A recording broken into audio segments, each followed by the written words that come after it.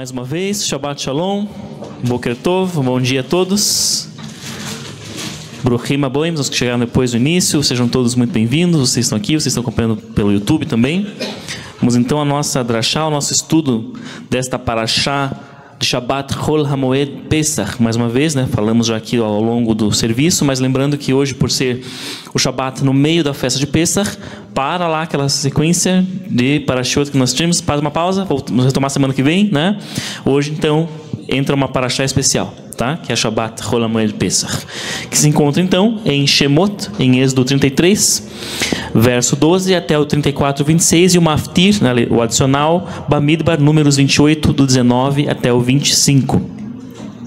A Haftará, porção dos profetas, e Ehezkel, Ezequiel 37, do 1 até o 14, e a porção da Brit Hadashah, da Nova Aliança, a porção sugerida da Brit Hadashah, e Yohanan, João 5, do 14 até o 30. O nosso estudo hoje vai ser mais uma breve reflexão do que um estudo, né? Até como temos a música também, então vai ser um pouquinho mais curto provavelmente, mas uma reflexão. Mas a temática, o tema é sobre o que é Pesach, afinal de contas, né? Sobre o que é Pesach. Pensem, mas daqui a pouco a gente vai falar sobre. Antes de nós entrarmos no nosso tema, vamos então aos nossos tópicos, né? O que esse texto, o que esse trecho da Torá traz como elementos.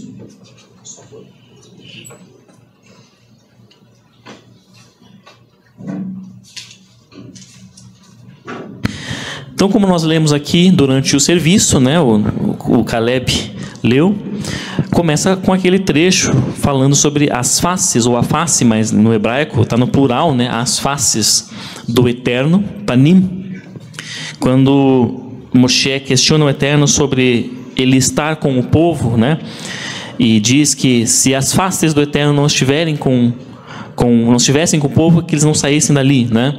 E logo depois é quando ele vai pedir, está ali no segundo tópico, quando ele pede, aquela famosa passagem que ele pede para ver o Eterno. Ele quer ver o Eterno, o Eterno diz, não, nenhum homem pode ver o meu rosto, né, e sobreviver. Então faça o seguinte, vai lá na fenda da rocha, eu vou passar e quando estiver de costas, você vai me ver de costas, né? Aquela passagem famosa que Moshe, então ele tem essa experiência com o Eterno, ele pede e é isso que ele tem como experiência.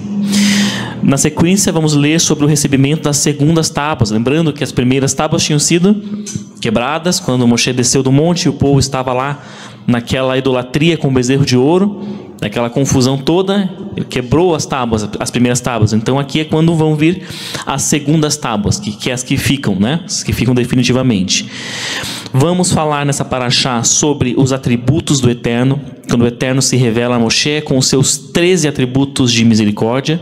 É um trecho famoso que está em várias das orações, várias das tefilot do Sidur, esse trecho. Adonai, Adonai, El Rachum Vechanun, taraná, taraná, taraná, né? Adonai, Adonai, Deus misericórdia, e assim por diante. Esses 13 atributos de misericórdia estão aqui nesta parashá, nesse trecho de Êxodo, né? Vamos falar sobre a renovação da aliança, quando a aliança com o povo é renovada, lembrando por quê? Porque o povo tinha passado pelo episódio do bezerro de ouro. Então há uma renovação da aliança ali com o povo. E o Maftir, que é aquela leitura adicional lá de Números, vai falar sobre a oferta, o Korban Pesach. O Rosh trouxe aqui um estudo, semana retrasada, se não me engano, né? Sobre a comparação do Korban Pesach, né, com a Tzahara, né, com o processo lá. Então a Maftir é justamente sobre o Korban Pesach, né? Números 20, o trecho lá de Números, tá? Então, nossa temática, como eu falei, né, para vocês, é sobre o que é Pesach. Mas vamos pensar primeiro, para nós entendermos. Geralmente nós temos uma resposta meio que pronta para isso, mas para a gente elaborar um pouquinho mais, vamos pensar nas Shalosh Regalim, nas 3 grandes festas. Comentei aqui, né, falando sobre a oferta de Jerusalém, mas o calendário, né, o tempo, vamos assim dizer, judaico, ele tem 3 grandes momentos.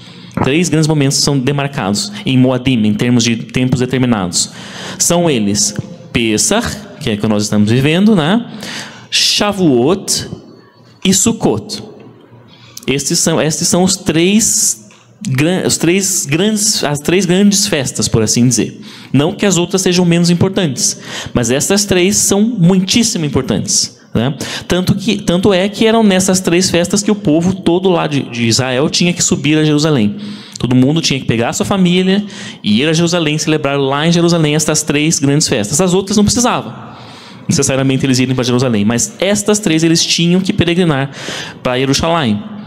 Por isso, abre parênteses, né, que o episódio lá do nascimento de Yeshua, quando está aquela bagunça, entre aspas, que está todo mundo indo para Jerusalém, né? O povo está indo para Jerusalém lá porque era uma grande festa, não era dezembro, porque não tem nenhuma dessas 3 grandes festas em dezembro.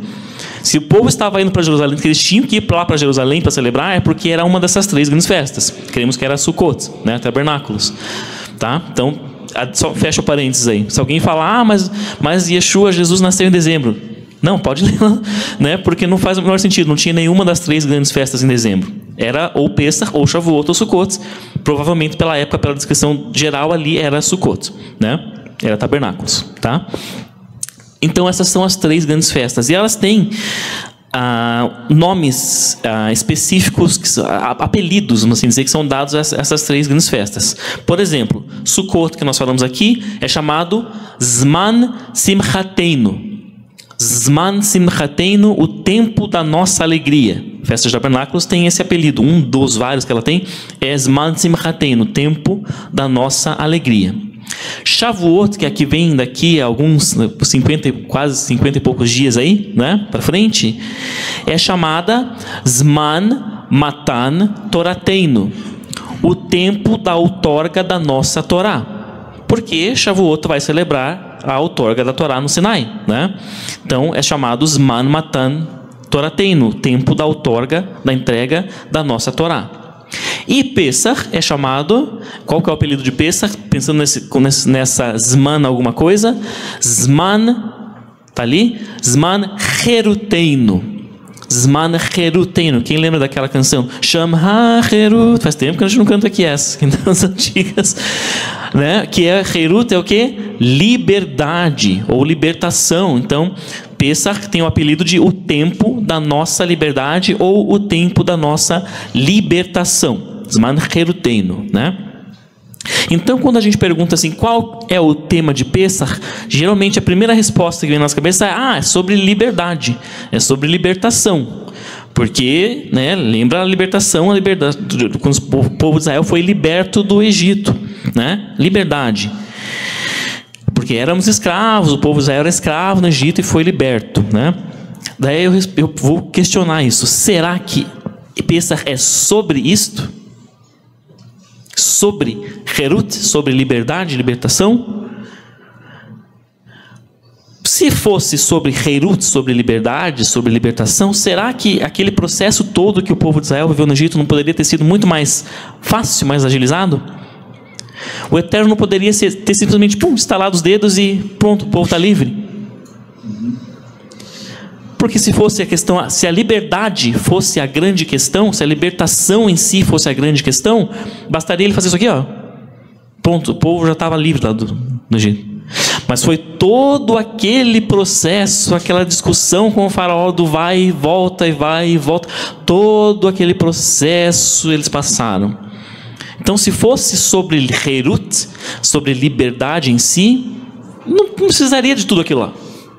Porque o Eterno é todo poderoso, bastaria ele falar, ele determinar, faraó vai libertar esse povo agora, na primeira vez lá. E o faraó, ele não ia existir, ele ia ter que liberar o povo. Mas houve todo aquele processo. Então, pode ser que Cherut não seja, vamos dizer assim, a temática de Pessach, ou não seja a principal ideia de Pessach, né? Mas se não é Cherut, então se não é liberdade, libertação, qual seriam essas ideias? Qual seria o conceito? Qual seria o grande princípio de Pessach, se não é Cherut, né? Afinal de contas. E o que este princípio traria para nós e nossas famílias hoje? Hoje que nós, milhares de anos depois daquele episódio, né, estivemos essa semana celebrando, o que traz para nós hoje? Tanto tempo depois, né? O que nós e os nossos filhos devemos aprender a partir lá da celebração do Seder, quando sentam-se todos à mesa, né, e fazem lá todo o Seder, o que nós devemos aprender disso, afinal de contas? Se não é então sobre, se a liberdade, se Heirut não é a grande chave aqui, o que nós devemos tirar então disso, né? Vamos pensar, vamos refletir hoje então aqui, né? Qual é o tema de Pessach, afinal de contas, né? Coloquei o Heirut e não sei porquê, mas está ali, Heirut, acho que não, né? Não especificamente isso. De novo, falamos aqui que houve este processo. Voltamos lá então, o tempo de Israel lá no Egito, né, dos israelitas no Egito. Houve todo aquele processo para que enfim eles fossem libertos, né, lá no final da história. Houve lá as idas e vindas com o faraó, as pragas, né, as 10 pragas que foram sendo lançadas, para que lá no fim eles saíssem do Egito lá às pressas, carregando suas matzot, porque o pão não deu tempo de fermentar, né? Pegando lá os seus pertences e indo em direção a Canaã, mas depois tem lá o episódio do Mar Vermelho e assim por diante, né? Então foi todo esse processo de libertação. E nesse processo, então, o que o Eterno fez? Enviou as 10 pragas. Foi enviando lá as 10 pragas até que o faraó liberasse o povo, né? Uma após a outra, ele foi enviando essas pragas até que o faraó, enfim, liberasse os israelitas. Vamos guardar isso aqui por enquanto, tá? E vamos então falar sobre o porquê destas pragas. De novo, o Eterno, ele é todo poderoso. Bastaria na primeira vez ele determinar e o faraó ia liberar e o povo ia ser livre. Então, por que de todas aquelas pragas? Qual o motivo de tudo aquilo, né?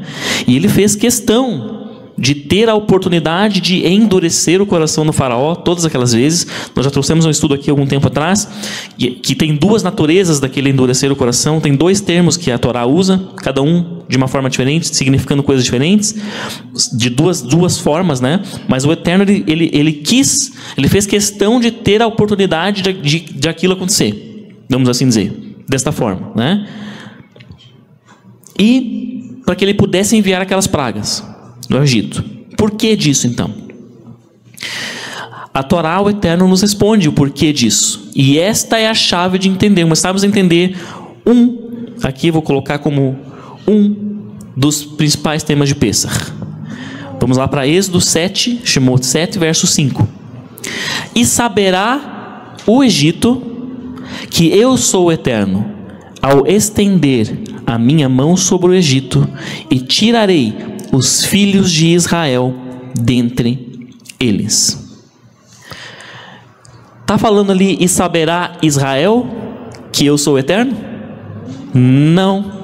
Saberá o Egito que eu sou o Eterno, ao estender minha mão sobre o Egito e tirar os filhos de Israel. Saberá o Egito. Então, o Eterno está interessado no Egito, que o Egito soubesse que ele é todo poderoso, que ele é o Deus de Israel, que ele é o Criador de todas as coisas. Olha só que interessante. Ele quer que eles saibam que ele é o único Deus. Isso que ele queria, né? Deus Todo-Poderoso. Vamos agora pensar no contexto, imaginar um contexto aqui, um contexto moderno, tá? Vamos pensar um sacerdote indígena vai lá no palácio lá da esplanada lá em Brasília e fala assim, começa a gritar lá pro presidente lá, pro senhor lá que está na presidência. Olha, o meu Deus aqui da minha tribo está mandando que vocês entreguem as terras que pertencem aos índios, porque senão vocês vão ser punidos. Esse país vai ser punido. Vamos pensar nisso hoje. Pense em algo disso hoje. Primeira coisa que ia acontecer, as pessoas, nossa, ia passar no jornal, né, nos jornais, e falar, nossa, ficou louco lá, o índio ficou louco lá, foi lá, né? É o que iam pensar. Mas aí vamos supor que na semana que vem acontecesse uma grande catástrofe aqui no Brasil inteiro. Aí, as pessoas já vão ficar, né? E na semana seguinte, outra catástrofe. E outra. O que ia acontecer? Será que o senhor presidente ia entregar as terras? Eu acho que ele ia. Né? Talvez não esperasse nem 10 pragas. Né? Vamos pensar se isso acontecesse hoje. Ou vai lá sei lá, alguém lá num esquimó vai lá na Casa Branca, né? Vamos pensar num país, comparando agora em termos de importância mundial, né? Um país que, como o Egito era na época, era importante para o mundo inteiro. Então, os Estados Unidos. Vai lá um esquimó lá na Casa Branca e faz a mesma coisa, né? Olha, se vocês não entregarem lá para nós tal parte lá do país, vai acontecer... Meu Deus, nosso Deus vai punir vocês aqui. E daí começavam as pragas. Pense a repercussão que isso teria se fosse hoje, né? Um país que tem uma importância mundial, uma relevância mundial maior, vamos assim dizer. Daí como o Egito tinha na época. Então... essa é a comparação que a gente tem que fazer, né? E se isso acontecesse, o nome daquele deus lá do índio, ou daquele deus lá do esquimó, o que ia acontecer com o nome desse deus? Ia se espalhar, ia se tornar conhecido, né? Se era um deus que ninguém tinha ouvido falar, além daquela tribo lá que vive lá no meio da Amazônia, ia estar em todos os jornais, ia estar na boca das pessoas aí fora, ia se espalhar o nome desse deus e ia se fazer conhecido. É isso que ia acontecer, ia se tornar grandissimamente conhecido. E assim foi o processo com o Deus de Israel, então, naquela época. O Deus de Israel se tornou conhecido não só no Egito, mas se espalhou pelo mundo, porque o Egito tinha uma importância mundial grande na época, né? Por conta deste processo. Por conta deste processo vivenciado lá com os israelitas e com os egípcios, né? Seu nome se espalhou por todo o mundo. Tanto que a gente lê na própria Torá, depois, quando Israel já sai, né, vai para Canaã, lê-se lá, né, o povo lá que saiu do Egito, né, os outros povos falam, comentam, né? Por quê? Porque se espalhou. Mesmo não tendo internet naquela época, né, a notícia se espalhava pelos mensageiros, né, pelas cartas, se espalhava. Se espalhou a história. Então se tornou conhecido Deus de Israel por esse intermédio. Então, se a questão do Eterno aqui era que o Egito soubesse que ele é o Criador, um tema, vamos colocar assim, o tema número 1, o primeiro tema de Pêssar seria reconhecimento de Deus, do Eterno. Reconhecer o Eterno, que ele é o Criador, que ele é o único Deus, que ele é todo poderoso. Reconhecer o Eterno, esse seria o tema número 1, né? Esse reconhecer, esse entender que há um Deus, que há um Criador de todas as coisas, tá? E é interessante que aqui nessa paraxá de hoje, né, já falamos aqui durante os tópicos, quando Moshe pede, né, para ver o Eterno, deixa eu ver seu rosto, Eterno, e o Eterno fala, não, nenhum ser humano, ninguém feito de carne, né, pode ver o meu rosto e sobreviver, mas eu vou passar na fenda da rocha e você vai me ver pelas costas. O que isso significa também? O que é ver o Eterno pelas costas? Eu vim aqui, fiz aqui, vamos supor, construí aqui esta bimá. Não fui eu, só supondo. E vou sair. Deixei aqui para vocês e vou embora. Estou dando as costas para vocês virem para cá. Mas, o que ficou aqui? A minha obra. A minha obra ficou aqui.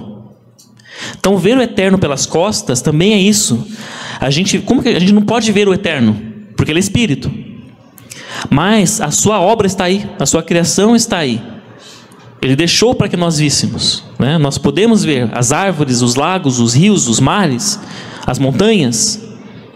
Esta é a sua obra. Então nós vemos o Eterno pelas costas. Ele tem esse significado também de ver o Eterno pelas costas. Foi isso que ele quis dizer para Moshe. Por enquanto, Moshe, enquanto você é carne, você não precisa ver o meu rosto. Você nem pode, você não vai conseguir, você não vai aguentar. Tamanha é a minha glória, né? Mas você pode me ver pelas minhas costas. Me veja na minha criação, você pode me ver pelas minhas costas. É isso que ele quis dizer, né? Então, esse reconhecer o Eterno. Saber que aquela árvore lá, que a gente pegar minuciosamente a complexidade daquele ser, o processo de fotossíntese, né? As minúcias das folhinhas daquela árvore, saber que aquilo não foi uma obra do acaso, que aquilo não veio do nada, não veio de uma explosão que veio um caos e daí foi virando aquilo do nada sozinho, né?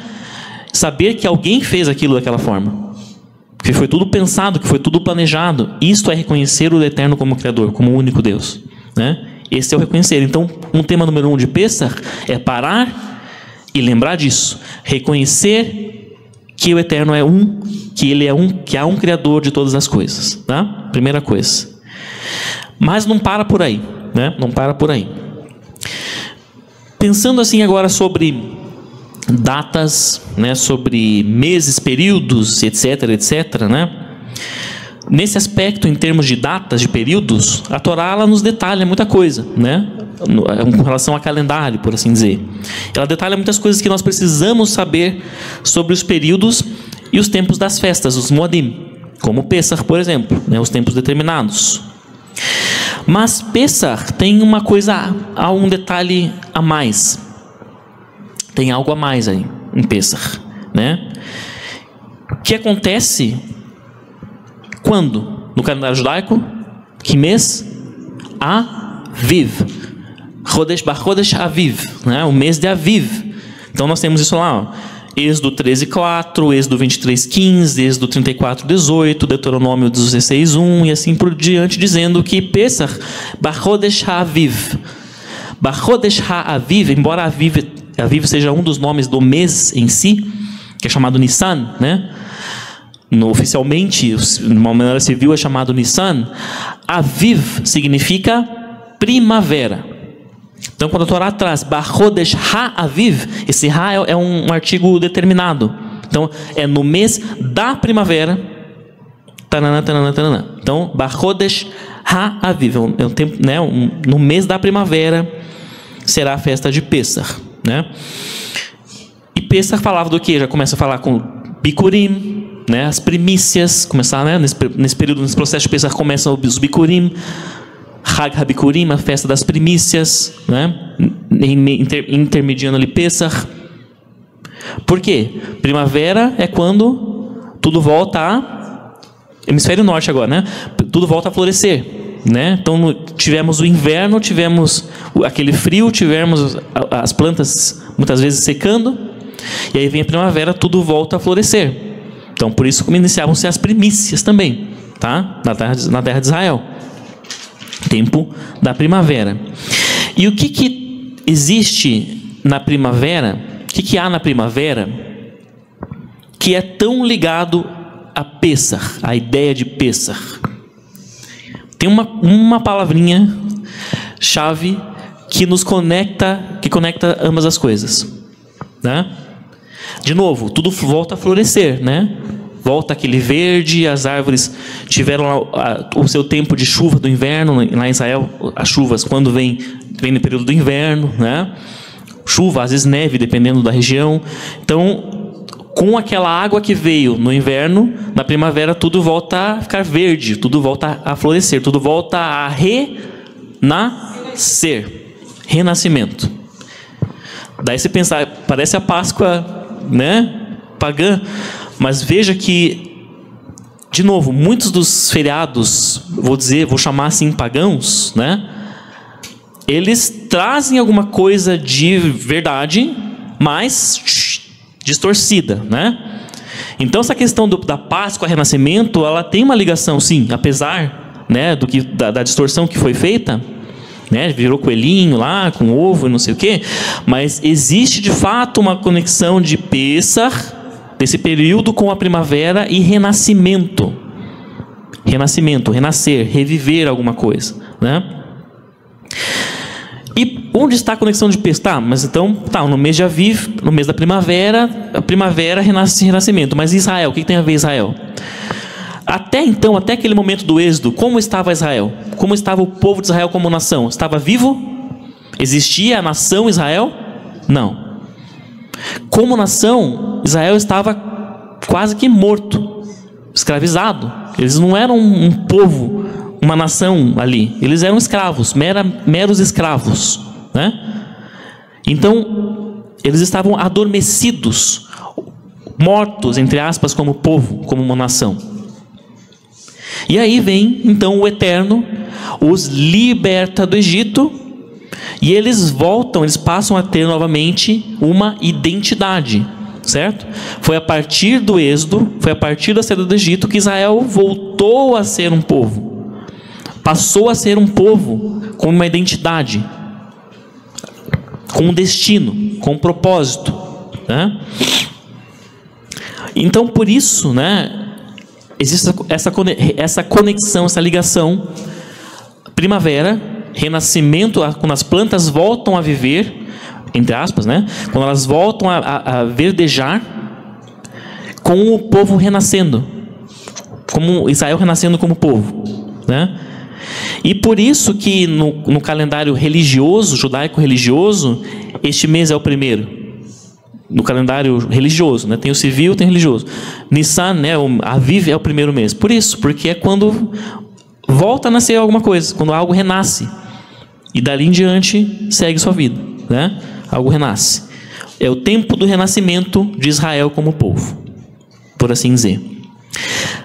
Mas naquele processo de libertação que nós já falamos aqui, com as pragas, com as indas e vindas do faraó, teve também um outro elemento importantíssimo relacionado à última praga, que foi o quê? O cordeiro, que era o primeiro Corban Pesach, né? Quando o povo sacrificou o cordeiro para passar o sangue sobre os umbrais das suas portas, para que ali, né, não entrasse o anjo da morte. E no dia seguinte, eles saíssem vivos. Ao contrário dos egípcios, que saíram daquela porta deles como mortos, né? Tiraram para ser enterrados, os primogênitos. Os primogênitos israelitas saíram vivos por aquelas portas que tinham sobre as suas vergas, sobre os seus umbrais, sangue do cordeiro, do primeiro Corban Pesach, né? E existe uma associação que alguns rabinos fazem, muito bonita, interessante, que relaciona isto com um bebê saindo do útero da sua mãe quando nasce. Olha, por acaso não tem sangue envolvido? E ele também não sai por uma porta, sai vivo, e às vezes até com sangue em si, né? Também, né? Hã? Então é um bebê saindo do útero, né? Nascendo. Então, quando o povo de Israel ali naquele dia seguinte, passou aquela noite que o anjo da morte foi lá e feriu os primogênitos do Egito e todos aqueles que tinham sangue, né, do cordeiro sobre as suas portas, ficaram vivos e saíram para ser libertos depois disso. Então eles saem simbolicamente como um bebê saindo do útero da sua mãe, né? Existe uma palavra também no hebraico que associa, enfim, não vou entrar nesse detalhe agora. É simbolicamente o bebê saindo do útero. Então, nascimento de novo. Nascimento ali, né? E partindo, ele sai, né, um bebê que nasce, ele sai para uma vida cheia de possibilidades, né? É uma vida inteira que ele vai ter pela frente com inúmeras possibilidades. E assim foi Israel saindo naquele instante do Egito, tá? Então, um tema número 2, tá ali com o Corban Pesach. Tema número 2, a gente teve o tema número 1, reconhecer o eterno. O tema número 2 seria renascimento. Renascimento, né? Tema 2 de Pesach. Mas tem mais um tema que a gente vai entender aqui dessa festa, né? A Torá, ela tem de uma maneira muito forte, muito clara, né? Dois espectros ou aspectos principais. Primeiro, minha relação com o Criador, né? Como devo me portar, o que eu devo fazer com relação ao meu Criador, ao meu Pai Celestial, primeiro. E o segundo espectro é minha relação com você, com o meu irmão, com o meu próximo, etc. São esses dois espectros, né? Então ela tem muitas mitzvot, muitos mandamentos ligados ao cuidado com o outro, com o próximo, justamente porque ela tem isso como um aspecto fundamental, né? Ela está cheia de mitzvot, cheia de mandamentos relacionados a isso, e não é só uma mera moralidade, não é só assim um código moral. Muitas pessoas veem dessa forma, né? Foi o primeiro código moral, né? Mas ela não é só isso, não é só nesse sentido. Estas mitzvot, esses mandamentos de tratar bem o outro, muitas vezes eles aparecem ligados no texto da Torá com o sofrimento de Israel no Egito. Por exemplo, vamos lá para Shemot, Êxodo 23, verso 9. E ao peregrino não oprimirás, pois vós conhecestes a alma do peregrino, porque peregrino fostes vós na terra do Egito. Esse é se você for para Êxodo 22, 20... E lá, vamos para Deuteronômio 10, 19, fala: e amareis ao peregrino, porque peregrino fostes na terra do Egito. Então, muitas vezes, esses mandamentos de você tratar bem o estrangeiro, de você tratar bem o órfão, de você tratar bem a viúva, etc., o pobre, o necessitado, eles vêm ligados ao fato de que você foi um dia também um peregrino. Você foi um dia também um necessitado. Você foi um dia também isto. Então você deve se lembrar disso e tratar bem aquela pessoa, porque você conhece a alma do peregrino. Você sabe o que é ser, o que é ter sido um peregrino. É isso que quer dizer. Então eles são mandamentos que vêm ligados com isso. Ou seja, tem uma ligação com Pêssar. Olha só, esses mandamentos todos ligados, que vêm nesse aspecto, né? E se a gente pensar no nosso contexto, no nosso mundo hoje, né? A gente vive hoje, ainda por enquanto, está começando a mudar essa situação, mas por enquanto nós vivemos com um certo privilégio, né? Com certos privilégios, comparando com a história do passado, né? Vivemos com certos privilégios, né? Muitas vezes nós ligamos lá na nossa TV, vemos lá no jornal, né, que aconteceu lá um desastre, uma catástrofe natural em tal lugar, que está acontecendo uma guerra em tal outro lugar, e nos sentimos distantes daquelas pessoas, né? Salvo com algumas exceções, por exemplo, com o que está acontecendo na Israel agora, que nós temos uma conexão clara, né? Então nós sentimos mais forte. Mas se há algum outro contexto, às vezes a gente se sente distante. É algo que está acontecendo lá, sei lá na China, está acontecendo lá na Ásia, lá na África. Então às vezes nos sentimos assim distantes, ok? Né? Entendemos aquela situação, mas assim, nós estamos distantes ali, temos uma distância com o que está acontecendo. Não vivenciamos aquele sofrimento daquelas pessoas que estão acontecendo lá, né? Como se a gente não tivesse, às vezes, nada em comum com aquilo, por exemplo, né? Mas aí a Torá, ela nos faz lembrar. E aí que a Torá nos faz lembrar que vocês hoje não estão vivendo isso, mas os antepassados de vocês viveram isso. Os antepassados de vocês passaram por isso. Ah, mas eu não sou judeu. Mas em Yeshua, de novo, a gente sempre fala, em Yeshua você foi enxertado na oliveira. Então aquela história passa a ser sua também. Você não se torna judeu, mas aquela história passa a ser sua como povo de Deus, como povo do eterno. Aquela história passa a ser sua. Então, lá no passado, aquelas pessoas que eram o povo de Deus como você é hoje, passaram por isso. E a Torá nos faz lembrar, o Eterno nos faz lembrar, olha, você não vive isso agora, mas os seus antepassados viveram. Lembre-se disso, né? E eles careceram de que os tratassem bem e não os trataram bem. E não os acolheram. E os escravizaram e os castigaram.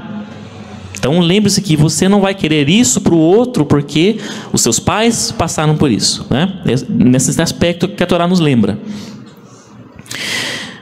Não devemos, em outras palavras, não devemos nos esquecer de onde nós estivemos. Se hoje nós estamos em um contexto de certo privilégio, né, de uma perseguição que nós já sentimos, mas que ainda não é tão direta, né? É um certo privilégio, entre aspas, que nós temos.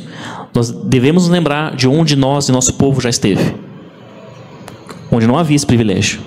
Né, onde não havia, onde eles eram de fato perseguidos, onde eles eram escravizados e assim por diante. Onde os seus bebês, né, aquele episódio terrível em que o faraó manda lançar os bebês, né, os meninos, os bebês no rio e assim por diante. Então tudo isso nos é trazido à memória. E um dos legados então de Pêssar é garantir, que nós temos esse dever de garantir que ninguém sofra da mesma forma. Por isso que fala, trate bem o peregrino. Você não pode fazer com o peregrino o que os egípcios fizeram com os seus antepassados lá atrás, né? Trate bem o peregrino, trate bem o estrangeiro, trate bem o órfão, trate bem a viúva, trate bem o necessitado, etc., né? Então, garantir que ninguém sofra da mesma forma que os meus antepassados sofreram.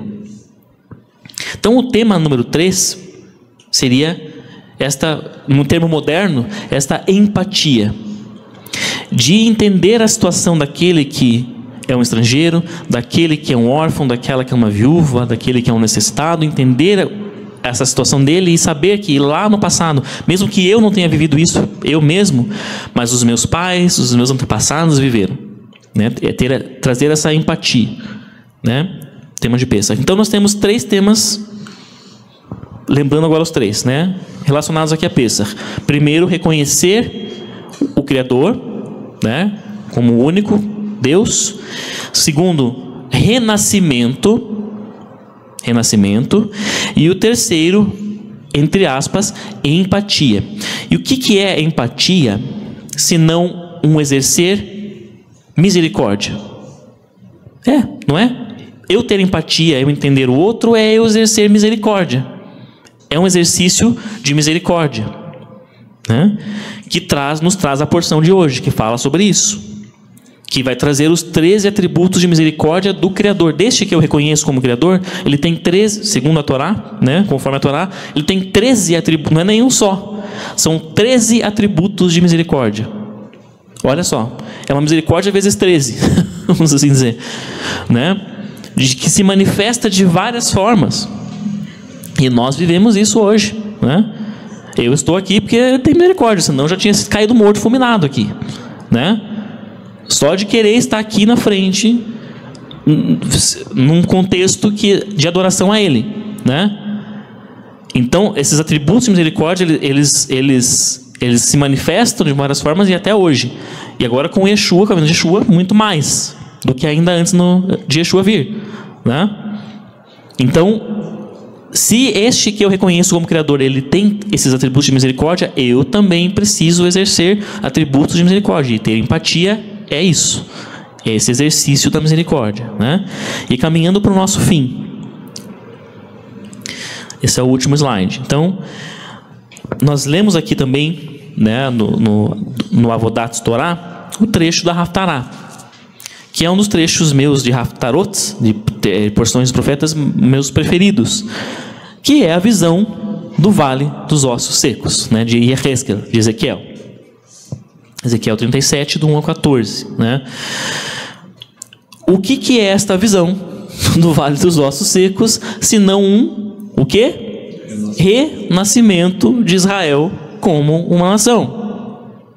Lembrando, né, que Israel foi espalhado, foi colocado na diáspora, na galuta, foi espalhado entre as nações, né, foi colocado entre os povos, foi lançado fora lá da terra de Israel, né? Mas havia essa promessa lá de Yehezkel, que um dia aqueles ossos que ele via secos, espalhados, assimilados, muitos dos nossos antepassados, agora de fato antepassados diretos nossos, quem aqui tem descendência, né, de Benei Anusim, né, de cristãos novos, foi isso que aconteceu. Eles foram para as nações, lá eles foram perseguidos, lá eles foram assimilados e muitos perderam a sua identidade, que hoje alguns de vocês estão resgatando, né? Então, o que é isso se não se tornar um osso seco? E esse retorno de Israel, já temos o país de volta, né? Esse foi, como o Shulam já disse, o Rabino Shulam disse, esse é só o primeiro passo, não terminou ainda essa visão aqui. Esse retorno é o primeiro, começou a juntar a carninha de volta, né, naqueles ossos. Mas o ápice desse retorno é o quê? Quando vem já dei spoiler, o sopro, o ruach. Quando o Eterno sopra o ruach de volta, aí completa essa visão. Eles voltam a viver, porque o que traz de volta a vida é o sopro, é o Espírito do Eterno, né? Não chegamos lá ainda com Israel, mas vamos chegar, né?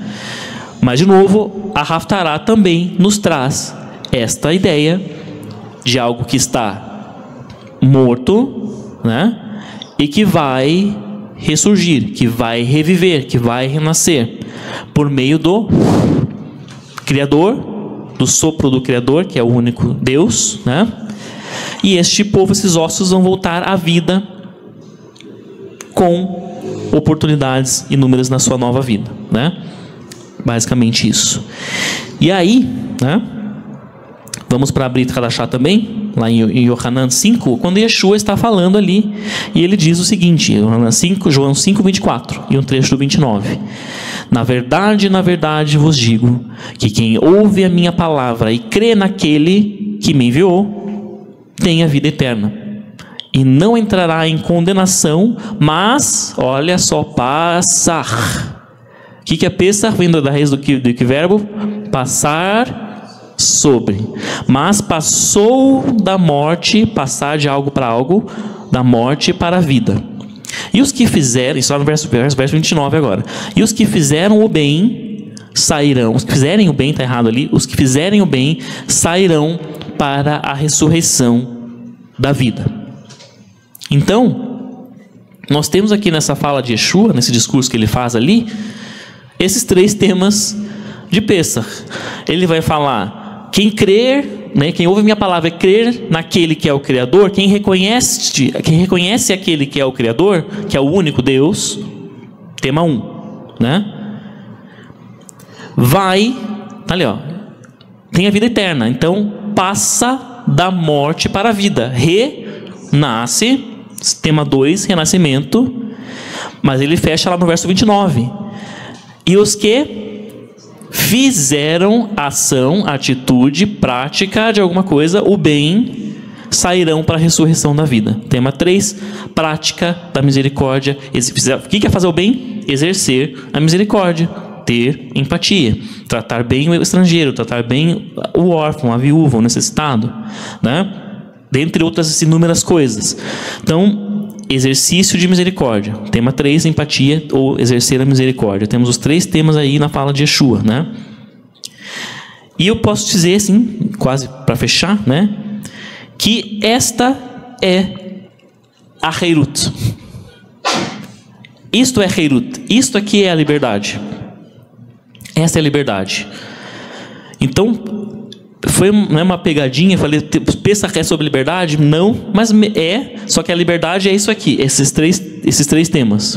O que é liberdade na Torá? O que é liberdade para o Eterno? O que é liberdade para Yeshua? Reconhecer que há um Criador, passar da morte para a vida, porque quando você reconhece, de novo é um processo de arrependimento, né? Primeiro eu sei que existe, nossa, tem um Criador, tem um Deus que me criou, que criou todas as coisas, reconheci. Segundo passo, admitir que eu andei por um mau caminho, que eu estive errado, e quando eu admito, eu, em Yeshua, passo da morte para a vida, né? Passei a viver, passei a ter ali a perspectiva da vida eterna, né? E o terceiro passo na minha caminhada é: para por aí, basta eu aceitar Yeshua, aceitei Yeshua, estou salvo, acabou? Não. Quem perseverar até o fim será salvo. E esse perseverar até o fim envolve prática dos princípios que eu preciso praticar, que são os princípios do Criador, do Eterno. Então, este é o processo. A liberdade, a Heirut é isso. Conhecereis a verdade vos libertará. O que é verdade? Isso tudo aqui.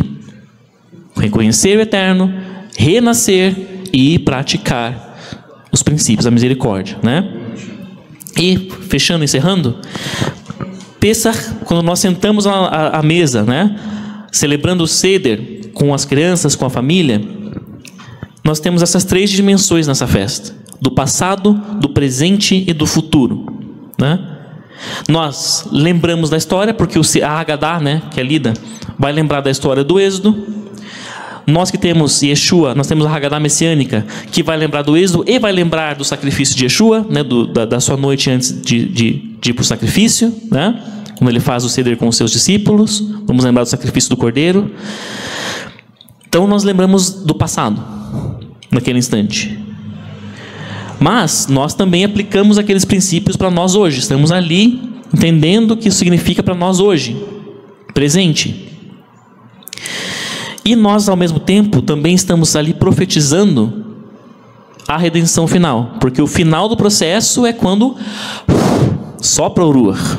O final do processo é quando, ao final, eu perseverei lá. Que os que fizerem o bem sairão para a ressurreição da vida. Até o final, perseverando, este é o fim do processo, né? Então, simboliza também o processo da redenção de Israel, conforme a profecia de Ezequiel, né? Conforme Romanos 11, né? Todo Israel será salvo, porque no final, quando eles reconhecerem Yeshua como Messias, aí sopra o Ruach.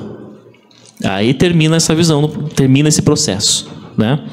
Então, Pessach tem essas 3 dimensões: passado, presente e futuro. Quando nós sentamos e celebramos, estamos vivendo ao mesmo tempo o passado, o presente e o futuro. Amém?